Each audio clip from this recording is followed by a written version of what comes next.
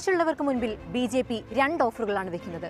ഒരു പ്രീപെയ്ഡും ഒരു post പെയ്ഡും. Prepaid എന്നാൽ ബി.ജെ.പിയുടെ ബോണ്ടുകൾ വാങ്ങി സർക്കാർ കോൺട്രാക്റ്റുകൾ നേടാം, എന്ത് തട്ടിപ്പും നടത്താം. പോസ്റ്റ് പെയ്ഡ് ഓഫറിലാകട്ടെ ഇഡിയോ സിബിഐയോ റെയ്ഡ് നടത്തിയതിനു ശേഷം പാർട്ടി പറയുന്ന തുകയ്ക്ക് ബോണ്ട് വാങ്ങാം, എന്നിട്ട് നടത്തിക്കൊണ്ടിരിക്കുന്ന തട്ടിപ്പ് തുടരുകയും ചെയ്യാം. അന്വേഷണം നേരിട്ടുകൊണ്ടിരുന്ന 41 കമ്പനികൾ ബി.ജെ.പിക്ക് നൽകിയത് 2471 കോടി രൂപയാണ്. അതിൽ 1698 കോടി രൂപ നേടിയത് പോസ്റ്റ് പെയ്ഡ് സ്കീമിലാണ്, അതായത് റെയ്ഡിന് ശേഷം പണം. പുറത്തുവന്ന കണക്ക് ഒരു ചെറിയ അംശം മാത്രമാണ്.